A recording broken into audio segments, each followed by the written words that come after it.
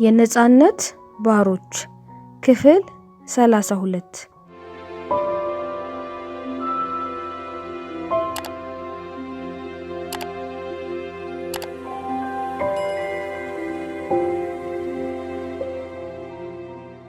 ጎረምሳው ከተፈጠረ በኋላ በእጁ እንዳስገባት አረጋገጠና እንብዛም ሳይቸኩል ጊዜም ሳያሰጥ የሻዕቢያ ሰላይ መሆኑን በዘዴ ጠቆማት።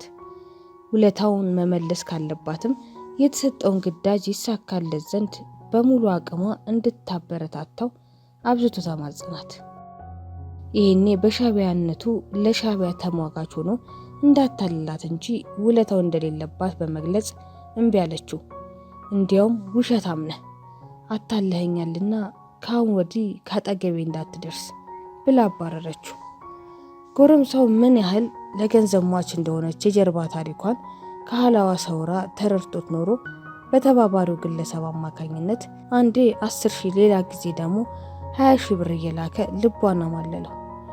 በሻዕቢያ ላይ ያላትን ወደር የለሽ ጥላቻ እንዳለ ሆኖ አድረሳ ላላት ጽኑ ፍቅሩና ለምታገኘው ጥቅም ስትል ዳግም ከመዳፉ ውስጥ ወደቀች። እኔ ምን ቸገረኝ? ለምን አልደሰትም?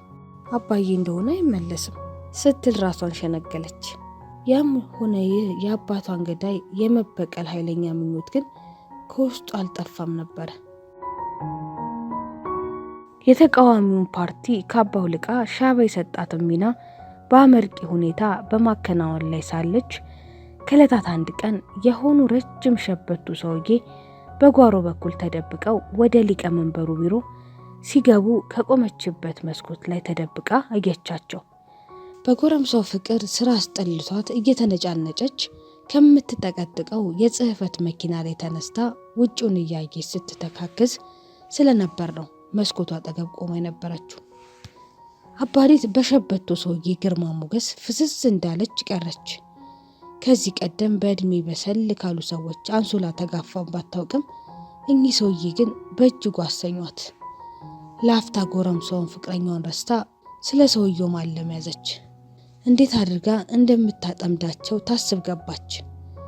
በምን ዘዴ ከሊቀመንበሩ ቢሮ እንደምትገባ ስታሰላስል እስኪመሽ ድረስ ለረጅም ሰዓታት ከቆመችበት ሳትነቃነቅ ጠበቀቻቸው።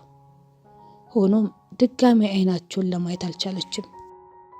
መውጫ በሩ ከፊት ለፊት ለእይታ አመቺ ስለነበር የዚያኔ በየት በኩል ዘውር እንዳመለጧት ሁሌ ደንቃታል።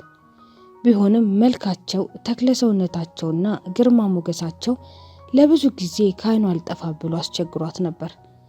እሷ ባታገናዝበውም ምናልባት ከአባቷ ጋር የሚመሳሰሉበት ነገር ስላለ ይሆናል እንዲህ ባጭር እይታ ቀልቧን ያስደነገጡት።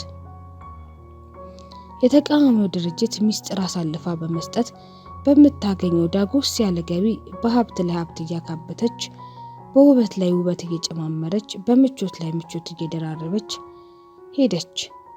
የቀድሞ ታጋይ የአሁኗ ሰላይ አባዲት በአንድ ዓመት ጊዜ ውስጥ ድርጅቱን አራቆተችው።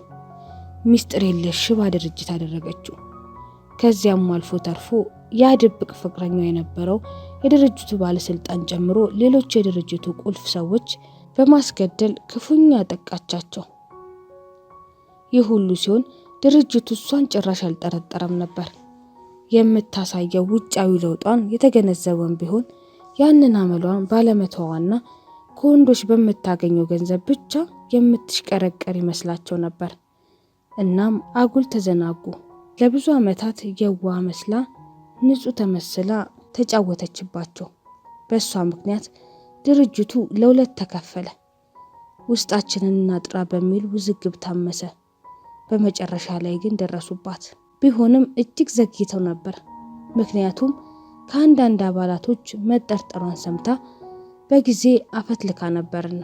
በዚህም አባዲት ተልእኳን በድል አጠናቃ በሰላም አስመራ ገባች። ዶክተር ቢላል ተረጋግተው ስራ መስራት አልቻሉም። በፍርሃት ማነቁ ተነጥቀዋል። የመጠለያው ጸሐፊ ስራ በማመንና ባለማመን መሃል ሐሳባቸው ዋዥቆባቸዋል። ጉዳዩን ዳር ሳያደርስ ለምን ሄደ? 6 ደቂቃ ያህል መጠበቅ እንዴት ተሳነው? የማይታመን ክስተት ነው የሆነባቸው። ለስለላ ተግባር የተላከ የደህንነት አባል ይሆን? ግን እንዴት? ይህንን ማወቅ አልቻሉ። የሐሳብ እንባ ተራ እንባ አልነበረም። ከነዚህ መንፈስ ከሚያነቡቅ አይኖቻቸው ሲፈስ ያዩት። እኚህ ተጨንቀው የሚያስጨንቁ አልቅሰው የሚያስለቅሱ ከርታታና አሳዛኝ አይኖች በፍጹም የሰላይና የአጭበርባሪ አይኖች ሊሆኑ አይችሉም። የስቃዩ ክብደት ነካ አድርጎት ሲሆን የሲስተር መዓዛ ግምት ወደ ማመኑ አመዘኑ። አንዳች ችግር ባያጋጥመው ኖሮ እንዲህ በድንገት አይሰወርም ነበር። ግን ምን አይነት ችግር? ዝምታው፣ ጭውታው ያስፈራ ነበር። ዶክተር አለች ሲስተር የተቸነነ ጸጥታ ጥሳ። ለምን ትንሽ አይበሉ? ይቅርብኝ ሲስተር፣ አላሰኘኝም። ይልቅ አንቺ ሄድሽ ለምን አትበይም? እግረ መንገድሽንም ወፍራም ቡና ፈልግ ነበር። እንባ አጥቦ ባጠራቸው አይኖቻቸው ጠለቅ ብላ በሐዘን የታየቻቸው። በባዶ ሆኖ ወፍራም ቡና ለጤንነቱ እኮ ጥሩ አይደለም። እጃቸው ላይ ያሰሯትን ሴኮ ቫይቭ ሰዓታቸውን መልከት አሉና ስንት ሰዓት ሆነ አሏት። ለ1 ሰዓታዊ ጉዳይ። ቁና ተንፍሰው ስልኩን አነሱ።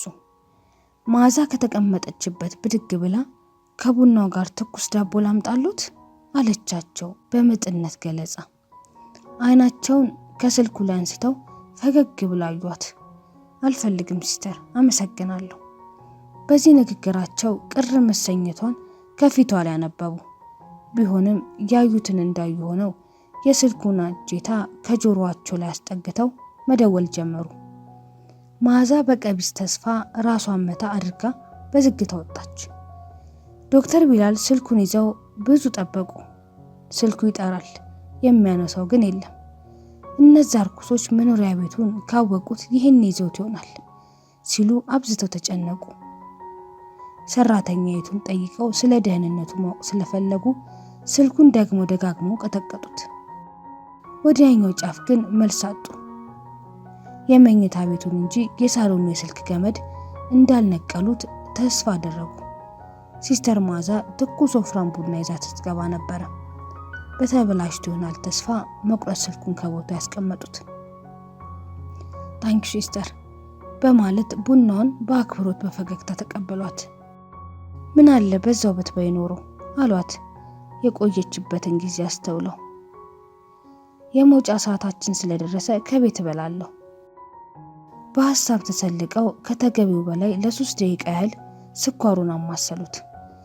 ታካሚው እሳቸው ጋር ከመምጣቱ በፊት ደስተኛ፣ ሳቂታና ተጫዋች ነበሩ። የተረጋጋ ህይወትም ነበራቸው። ከታካሚዎቻቸው ጤንነትና ደህንነት በስተቀር ስለምንም ነገር አይጨነቁም ነበር። አሁን ግን ውስጣቸው ሰላም የለም። ፍርሃት፣ ጥርጣሬና ስጋት አጥሎባቸዋል። በር በተንኳኳ ቁጥር ይበረግጋሉ። ስልክ የጮኸ እንደሆነ ይደነግጣሉ። የህመምተኞቹ የጣር ጩኸት ባዳመጡ ቁጥር ይረበሻሉ። በአንዲት ጎዶሎ ቀን ውስጥ ይህን ያህል አሉታዊ ለውጥ መንሰራፋቱ አስገረማቸው። ይቻለ ምኑ ይታመናል? በተለይ አሉታዊ ለውጦች ቀስ በቀስ እያደገ ሳይሆን በአንድ እስከ ህይወት መስዋዕትነት የሚከፈልበት ደረጃ ተምዘግዝጎ መሄዱ ከልክ ያለፈ አሳሰባቸው። እጅና እግርን አጣጥፎ ሞትን በጸጋ መጠበቅ ምንኛ ያስፈራል። እሷን በበኩሏ ጥልቅ ሀሳብ ላይ ወድቃ ስትናፈር ነበር። ቡናው እኮ ቀዘቀዘ። ህይወት አልባ ፈገግታ ከከንፈራቸው ላይ አወራጭተው ማንኪያውን አስቀመጡ። እሷም ቅቤ መሰለ ፈገግታ አሳይታ ስታበቃ በድንገት ታካሚውን ከዚህ በፊት ያውቁት ኑሯል ስትል ጠየቀቻቸው። በጭራሽ። ለምን? አላውቅም ሲስተር፣ ማወቅም የለብኝም። ሌላ ጊዜ ስረጋጋ ነግርሻለሁ። እሺ ይሁን፣ ግን ከተቀመጡበት እየተነሱ እንደዚህ ሆኜ መስራት ስለማልችል እኔ ብሄድ ይሻላል አሏት ወደ በሩ እያመሩ። ዶክተር መስፍን ተይው እባክሽ፣ ምን ይመጣል? ከፈለገ ያባረኝ። ችግር አይፈጥሩቦትም ዶክተር? አሁን ካለውበት ችግር ምንም አይብስም። ሰዓቷን አየች። 1:40 ሆኗል። ለ20 ደቂቃ ብለው በሩ ጋር ደርሰው ጀርባቸውን ሰጥተው ሲቆሙ መዓዛ በአዘኔታ ታስተውላቸው ነበር። በአንዲት ቀን የጎበጡ ከእድሜያቸው ላይ 20 ዓመት የጨመሩ መስሎ ታዩአቸው። መልካሙ ሁሉ እመኝሎታለሁ። የውሃ ይጠብቆት ዶክተር። አሜን። ደህና ደሪ። የበሩን እጀታ ገና ከመያዛቸው በሩ ከውጭ በኩል ተከፈተ። ከ28 እስከ 30 እድሜ ክልል የሚገመት የደስ ያለው ረጅም ወጣት ከበሩ ላይ ቆሟል። ዶክተር ቢላል ሲል በጎርናና ድምፅ ጠየቃቸው። ሰውነታቸው ውሃ ሲሆን እየታወቃቸው አይደለሁም አሉት ፍርሃት በተጫነው ድምፅ። አንተስ ማን ልበል አለ ወጣቱ በምጸት ፈገግታ ፈገግ ብሎ በትከሻቸው አሻግሮ ሲስተር መዓዛን እያየ። ዶክተር ኃይሌ ፍርጥም ብሎ ጎላ ባለ ድምፅ መለሱለት። ድንገት የጠየቃት እንደሆነ እንዳትሳሳት ብለው ነበር ድምፃቸውን ከፍ አድርገው የተናገሩት። ዶክተር ኃይሌ መሄድ ትችላለህ። እኔ ከዚች ውብ ሴት ጋር ትንሽ መጫወት ፈልጋለሁ። ወጣቱ እየተጀነነ ሲገባ ዶክተር ቢላል መዓዛን በድጋሚ ተሰናብተው ፈትለክ አሉ። ቢያንስ ዛሬ እንኳን መያዝ የለባቸው። ኦ ከአንቺ ጋር በመታወቄ ደስተኛ ነኝ። አስገራሚ ውበት ነው ያለሽ። በጣም ውብ መሆንሽን ግን ታውቂያለሽ? ከላይ እስከታች ተዟዙራ አያትና እጁን ለሰላምታ ዘረጋ። ሲስተር መዓዛ በግዴለሽነት እጁን ጨበጠችው። ክብረአብ እባላለሁ ሲስተር መዓዛ። እውነትም መዓዛሽን ለማሽተት እንደማትከለኪኝ ተስፋ አድርጋለሁ። በነገራችን ላይ እዚህ ከአንቺ ጋር የነበረው ሰውዬ ዶክተር ቢላል ነው አይደል? ዝም ብላ አየችው። ፊቷ ሲቀላ ታወቃት። ዶክተር ኃይሌ ማለቱን ሰምተሽ ቃሉን እንደማትደግሚው ተስፋ ላድርግ። አመነታች። የውሃ በመንፈስ ካጠገቧ ቆሞ እየታዘባት ያለ መሰላት። ንገሪኝ እንጂ ምን ነው ዝም አልሽ የኔ ቆንጆ? በመደናገጥ መልክ አየችው። እሳቸው ነገሩ የለ እንዴ? መልሰ መጠየቅ ምን አስፈለገ? መታወቂያ ወረቀቱን አውጥቶ አሳያት። እናም በንዴት ድምፅ እውነቱን ንገሪ፣ ዶክተር ቢላል እሱ ነው ወይስ አይደለም ሲል ጮኸባት። ናቸው አለችው ባጭሩ ሙትት ባለ አንደበት።